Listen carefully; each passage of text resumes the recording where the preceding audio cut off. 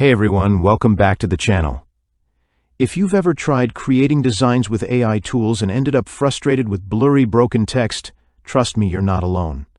I've tested just about every platform out there: Midjourney, Canva's AI, Adobe Firefly, you name it. They all claim to deliver professional results, but when it comes to text, total letdown. And let's be real, no matter how great the image looks, if the text is off, your design looks amateur and it hurts your brand.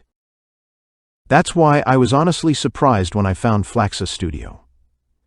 This isn't just another AI design tool, it's the first one I've seen that actually fixes the core problem: broken typography.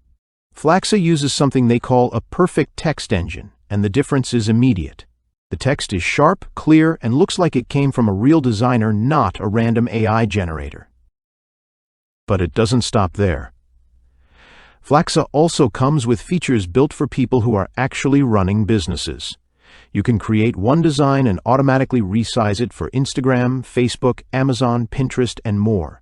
There's even a character vault for brand mascots, a background editor with auto shadow matching, and batch processing so you can upload a spreadsheet and generate hundreds of designs at once.